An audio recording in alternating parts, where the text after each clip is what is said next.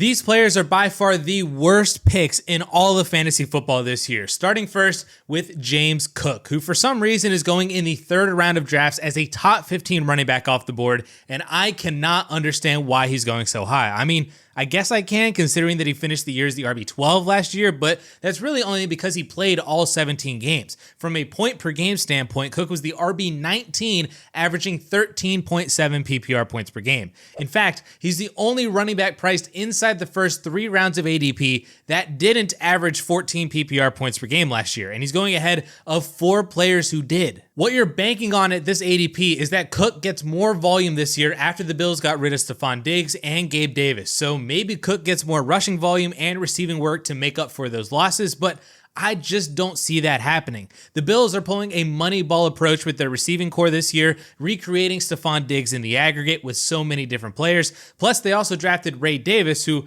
I'm extremely bullish on, but apparently so is Buffalo, considering the waves that Davis is making in training camp as a pass blocker, receiver, and just overall rusher. And then there are the opposite waves that James Cook is making, just constant reports of drops being a major issue for him, and that Buffalo beat reporters and fans are getting really tired of it. In fact, last year, Cook dropped 4 walk-in touchdowns and posted the 3rd highest drop percentage in the entire NFL last year at 11.1%. I just don't see a world where Cook has a better season statistically than he did last year, which was over 1,500 total yards, 6 total touchdowns on 280 touches. He was extremely efficient at 4.7 yards a carry and over 10 yards per reception. He was a workhorse in every aspect of the game, and yet he still couldn't break 14 fantasy points per game. I mean, for all I know, 2023 could wind up being a career year for James Cook, or at least a better season than he'll have in 2024. And at an ADP cost that is higher than his production cost last year, I'm just not willing to invest into James Cook this year. Before we move on, I wanted to let y'all know to head over to 4for4.com and sign up for a subscription today to gain access to the industry's best fantasy rankings from award-winning ranker for accuracy John Paulson. Plus, you get access to our live draft assistant, cheat sheets, trade calculator, articles, and there are additional packages for DFS and betting content too. Make sure to use the code YouTube at checkout to receive 25% off your annual subscription today. All right, in similar fashion to James Cook, I am also out on Rachaad White, who's basically going right next to Cook in ADP as a top 15 guy. At least this ADP I understand, as White was the RB4 last year in total points, but similar to Cook, only finished that high because he played every game, and he falls to RB10 on a fantasy point per game basis. But the story here is the same as Cook. I just don't know how we can expect his 2024 season to be as good or any better than it was in 2023. Did you know that Rachaad White had the 2nd most touches at the running back position last year? And he only had 3 fewer touches than Christian McCaffrey, but he didn't even break 1,000 rushing yards, averaged a dismal 3.6 yards a carry, and a ton of his fantasy value was propped up by his 64 receptions. And a huge reason why White got so much usage was because there was really no one else to give the ball to in the Buccaneers backfield. Chase Edmonds is a worse and older version of Rachaad White. Keyshawn Vaughn is terrible, and undrafted rookie Sean Tucker just couldn't do anything. He had 32 yards on 17 touches on the season. Their only option was Rachaad White, which is what led them to draft Bucky Irving in the 2024 NFL Draft, and Bucky could be a big issue for Rachaad White this season. He is a fantastic pass catcher and was uber productive in college at Oregon. He is a bit smaller than Rachaad White, but his efficiency, burst, and play speed is just all over his tape. He's basically a carbon copy of Rachaad White, who can do everything that he can do. So when we see White be as inefficient as he was last year and be so heavily reliant on his volume for fantasy, any drop in that volume is going to be detrimental to his value, and that's exactly what Bucky Irving was brought in to do. So like James Cook, I am not touching Rachaad White at all in the 3rd or even 4th round of my drafts. I would much rather take Josh Jacobs, Joe Mixon, Alvin Kamara, or Kenneth Walker all before these two. Or you can wait a couple of rounds and get Ramondre Stevenson, David Montgomery, or James Conner, who are all going in the 6th round.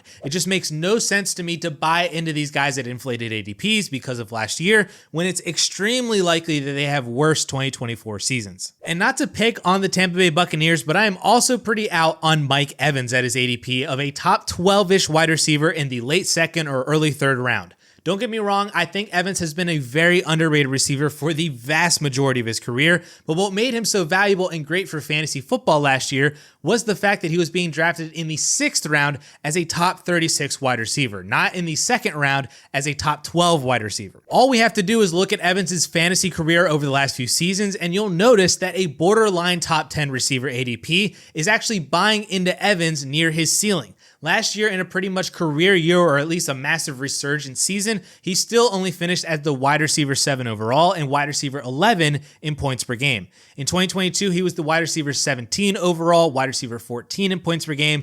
2021, wide receiver 9. 2020, wide receiver 11. 2019, wide receiver 15. That is very good and very consistent production on a yearly basis as a high-end wide receiver 2, low-end wide receiver 1, but at his current ADP, there is no room to grow, especially when you look at all of the factors surrounding Evans entering this season. Number 1, he is another year older, turning 31 a week from when I'm recording this. Now, that may not mean much, especially given the type of player that Evans is. We've seen a ton of wide receivers perform very well for fantasy at around 30, 31, 32 years old, but we know that there is more risk involved with aging veterans for declining seasons, let alone just completely falling off a cliff. But number 2, the biggest fear for me is that this is a brand new offense for 2024. The Buccaneers lost offensive coordinator Dave Canales to the Carolina Panthers, and Canales so far has been responsible for reviving the careers of 2 left-for-dead quarterbacks 2 years in a row. In 2022, he was responsible for an MVP caliber season for Geno Smith, and then did basically the exact same thing for Baker Mayfield last year. But just look at what happened to Geno Smith without Dave Canales last year. His completion percentage dropped from 69.8%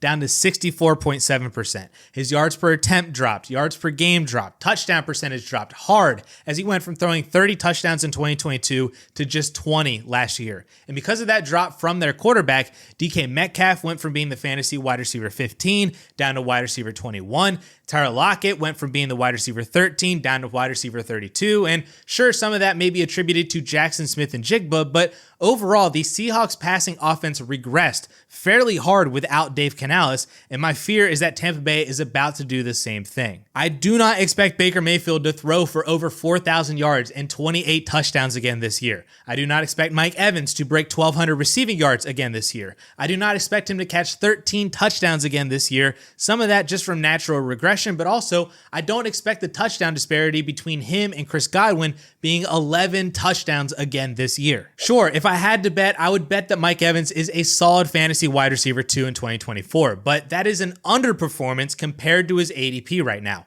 I would much rather pass on him and draft guys like Nico Collins, DK Metcalf, Brandon Ayuk if he's still in San Francisco, or Deebo Samuel even, plus Jalen Waddle and Cooper Kupp are going a round and a half to 2 rounds after Mike Evans right now. Again, it's an inflated ADP based on what occurred last year, and I am not buying into it. Now, the same goes for the other aging veteran receiver on this list, the new Houston Texans Stefon Diggs, who finished 3 spots behind Mike Evans last year as the wide receiver 14 in points per game. The story with Diggs is fairly similar to Evans for me, except now we're accounting for his role on a completely new team with way more competition for targets. Now, this may be a hot take, but I really don't think it should be. Stefon Diggs is the 3rd best receiver on this team right now. I am very confident that he is not better than Nico Collins as an ex-wide receiver, and I'm that confident in Tank Dell at this stage in their careers to say that Tank Dell is better. Plus, we know CJ Stroud loves Tank Dell, so any opportunity that he has to throw the ball his way, you know he's going to try to. I mean,